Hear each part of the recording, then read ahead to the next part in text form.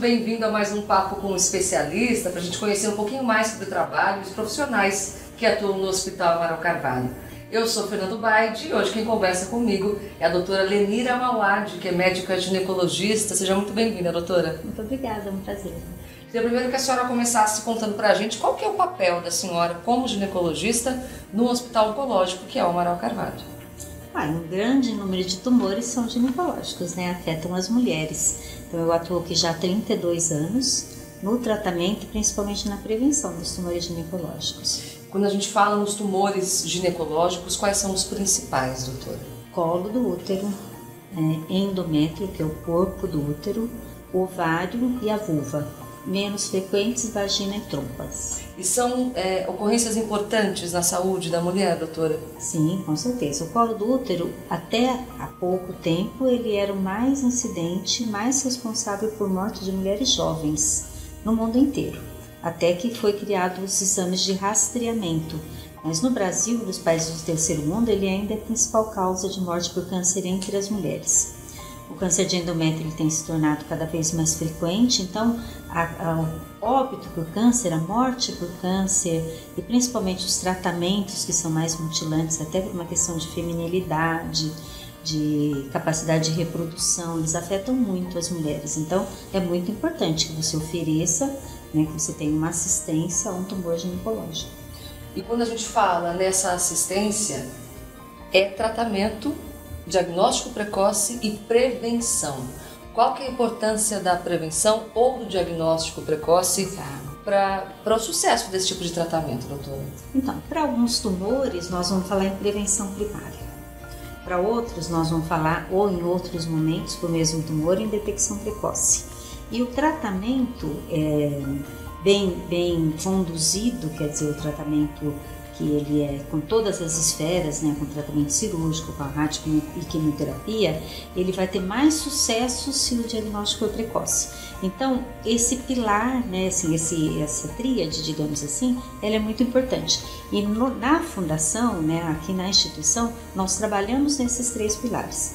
Então, o tumor que é passível de prevenção primária, que é o câncer do colo do útero, que é através das vacinas. Então, a gente tem uma grande campanha de vacina de adolescente, contra o HPV. Trabalhamos com a detecção precoce, que é o programa de prevenção, que nós realizamos a coleta do exame de Papa Nicolau, com tratamento de 100% dos exames alterados. Então, a gente fecha o círculo, todos os exames, colhemos os exames, tratamos as mulheres que têm os exames alterados. Então, isso antes que se torne um tumor, quer dizer, você está prevenindo um tumor invasor, porque você detecta na fase pré-invasora. E o tratamento completo, que inclui a cirurgia, inclui a radioterapia.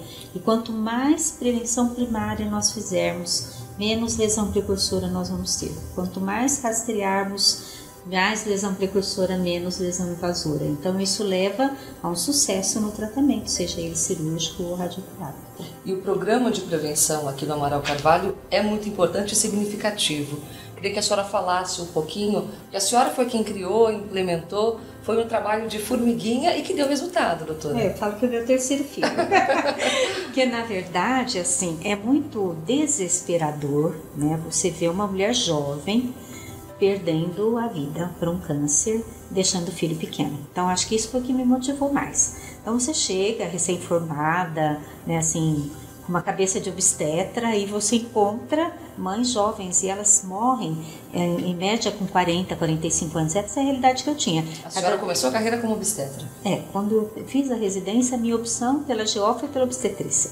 Só que aí eu tive a oportunidade de trabalhar aqui. Quando eu comecei a fazer esse atendimento, eu tinha horror à oncologia, então eu via, cada 10 pessoas que eu atendia, mulheres que eu atendia, 8 com tumores de colo de útero, que você fala, não tem um ano de vida. Então eu falei, gente, não dá, tem que fazer alguma coisa. Então eu comecei, as campanhas de prevenção, elas são muito, datam da década de 50, 60. Então eu falei, vamos implementar aqui. Então a gente tive muito apoio da instituição e nós implementamos a partir de 93. Isso foi um crescente. Os resultados eles são muito visíveis porque é um programa muito efetivo.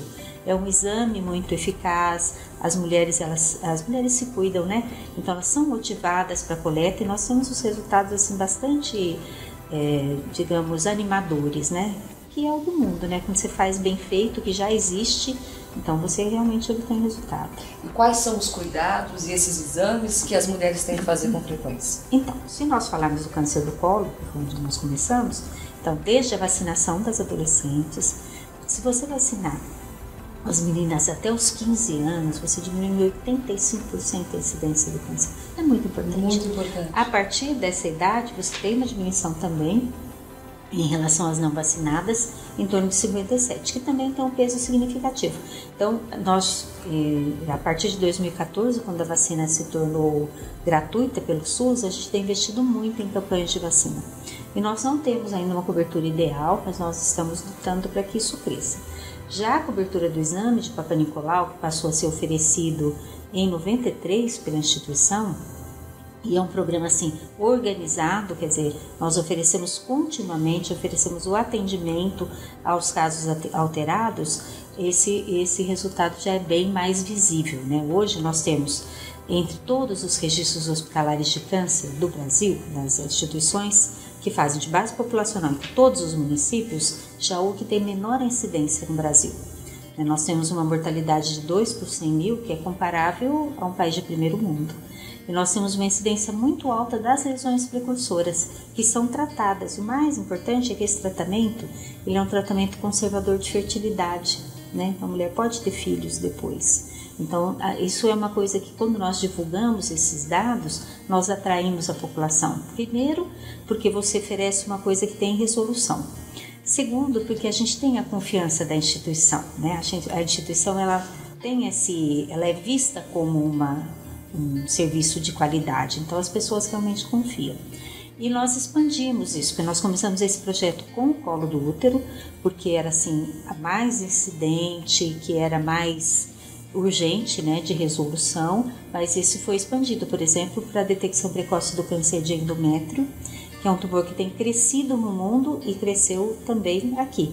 Então, como eu disse, que o Jaú é o que tem menor incidência, aliás, menor mortalidade por câncer do colo e maior incidência das lesões pré-invasoras, nós temos a maior incidência de câncer de endométrio, mas não é porque ocorre mais aqui, porque nós detectamos precocemente. E a mortalidade pelo câncer de endométrio também é muito baixa. Por quê? Porque a gente rastreia essas mulheres, trata precocemente. Então, nós temos um serviço de esteroscopia que faz essa drenagem das pacientes de risco para esclarecimento diagnóstico. Então, a gente também fecha esse círculo, oferecendo desde da procura, né, da busca ativa, até os exames que são diagnósticos e o tratamento das lesões iniciais. Isso é um benefício humano, mas é um benefício financeiro muito alto, porque você tem uma melhora, né, da qualidade de vida, uma sobrevida e um custo de tratamento muito baixo em relação à doença avançada. E uma coisa importante que a senhora falou para as mulheres, que é preservar a fertilidade também. Além de você, porque hoje as mulheres têm filhos mais tarde, então aquela preocupação que nós tínhamos, né, que eu chegava assim desesperada, uma mulher de 35 anos indo embora deixando 4 ou 5 filhos, hoje elas têm 30 anos e não tem nenhum filho. Aí você fala, meu Deus, vai perder o útero, né? Então hoje existe a cirurgia conservadora das lesões pré-invasoras e também das invasoras iniciais, que a instituição também oferece. Então isso é muito gratificante, você ter essa qualidade para oferecer de atendimento para as mulheres, né? Isso para nós que somos mulheres, né, é uma coisa assim muito gratificante. É gratificante, né? É gratificante. É importante saber desses resultados. Empolgante, né? Você, com certeza. Agora, quando a gente fala desse tipo de câncer, doutor, existem fatores de risco ou até mesmo casos na família? Tem alguma importância nisso? Não. Se nós falarmos do câncer de ovário, sim. Ele tem um comportamento hereditário, né? Assim, que você pode herdar aquele gene. Existem alguns fatores de risco, como são poucos filhos, etc. Mas quando nós fazemos então, todas as mulheres que estão atendidas nessa unidade de eleição, nós fazemos um questionário e nós identificamos também as de risco para os outros tumores. Mas a de ovário é que tem esse comportamento hereditário. Então, se tiver um ou mais casos na família, de mulheres mais jovens, elas têm uma indicação, às vezes, até de fazer cirurgia profilática. Então, esse tem um comportamento. O colo do útero, não. Ele é causado pelo HPV, que é um vírus transmitido sexualmente e muito prevalente. Quer dizer, 75% da população, em média, entra em contato com o vírus. Claro que vai ser uma porcentagem muito menor que vai desenvolver a lesão, mas ele não tem comportamento hereditário, é um infeccioso. E o endométrio, ele tem mudado porque o tipo principal do câncer de endométrio é devido à obesidade. É o índice de massa corporal aumentado, as mulheres são diabéticas e ele ocorre na perimenopausa. Então, a obesidade ela tem aumentado muito entre as mulheres. E a diminuição do número de filhos são os fatores de risco. Não tem também hereditariedade. E o câncer de vulva, que é um outro que a gente rastreia, também é mais comum nas mulheres na pós-menopausa pela deficiência estrogênica ou de hormônio tópico, né? Na região vulvar, isso também a gente faz rastreamento. Então, o que tem uma hereditariedade é o ovário. Existem alguns sintomas que a gente precisa ficar mais atento e despertar a atenção, doutora? Olha, para o câncer, sim, né? Mas para as lesões precursoras, não. Então, as mulheres elas têm que fazer Papa Nicolau a partir de 25 anos. Hoje, a Organização Mundial de Saúde, o mundo não faz mais pesquisa com Papa Nicolau antes dos 25. Tem que fazer essa vacina nos adolescentes, quanto mais cedo melhor, é de 9 a 15, mas quanto mais cedo melhor, porque melhora a resposta imunológica, e fazer o rastreamento. Para endométrio, o que nós orientamos são as mulheres na pós-menopausa que sangram, quer dizer, entraram na menopausa, não tem sangramento mais de um ano e voltam a ter sangramento, esse é o principal fator de risco, são essas que nós buscamos, né, entre as que nós assistimos, mas também as que têm irregularidade menstrual perimenopausa, essas são as de risco, por mais comum dos tumores de endométrio, que é esse endometriose. O ovário não tem detecção precoce, essas mulheres que são de risco, o primeiro sinal é aumento de volume abdominal, mas isso já significa um tumor avançado. Então, quando nós identificamos uma paciente realmente de risco, ela vai para uma cirurgia de retirada desses órgãos em torno dos 40 a 45 anos ou com fertilidade completa, que é uma maneira que nós temos como prevenir. E o da vulva, a gente sempre fala, o primeiro sintoma e o fator que desencadeia o aparecimento das lesões é a prurido vulvar. Então, hoje mesmo, por exemplo, eu atendo uma paciente já menopausada, com prurido vulvar intenso, com líquen, que é a lesão que pode levar ao aparecimento do tumor, sendo tratada há 3 anos sem diagnóstico. Então, a gente orienta isso, né? A mulher não é comum você ter sintoma, seja ele corrimento, seja coceira, seja dor, sangramento. Então, as mulheres devem procurar, né, os seus ginecologistas, unidades de saúde, porque você tem que conhecer o seu corpo e tem que saber o que sai fora daquilo, né, para que você seja orientado a procurar ajuda caso seja necessário. E aí que a gente faz um outro alerta. A gente enfrentou 2 anos de uma pandemia e muitas mulheres deixaram de fazer os exames preventivos, deixaram a saúde de lado com medo da Covid-19. Isso é um risco? Sim, acho que nós vamos pagar um preço, porque existe uma demanda reprimida, mas nós não paramos de atender. Não paramos. O serviço de prevenção funcionou a partir de abril, nós nos organizamos com horários, nós atendemos uma a cada 15 minutos, com todo o protocolo de segurança, mas nós não paramos a coleta, nem a divulgação e nem o atendimento dos alterados. Mas sim, nós notamos uma diminuição importante, principalmente nas coletas das unidades básicas de saúde, e nós estamos esperando por essa demanda reprimida que vai chegar nos próximos anos, sim. É importante falar para essas mulheres que os exames são seguros, que existem protocolos que são respeitados para que elas cuidem da saúde. Sim, sim. E se tiveram esse medo, que agora que nós já estamos em uma outra fase, né, bem menos preocupante da pandemia, que elas procurem mesmo atualizar os seus exames de rotina. Vamos falar um pouquinho da campanha do Março Lilás, doutora? Que é uma campanha voltada justamente para chamar a atenção para esses casos. Isso, então, foi bem veiculado, né, na mídia, mesmo entre os profissionais da saúde. Nós tivemos vários webinars, várias campanhas estimulando a coleta. Ainda não tem o alcance que tem, por exemplo, o Outubro Rosa com a população, mas isso agora, passando esse setor da pandemia, nesse período de pandemia, nós já estamos com vários planos dentro do município, dentro da instituição de intensificar essa busca ativa e essa divulgação. Então, provavelmente no próximo ano, nosso Março Lilás vai ser mais ativo, digamos assim, né? Nós vamos atuar de uma maneira mais importante. Mas é uma coisa que a senhora quer acrescentar, doutora?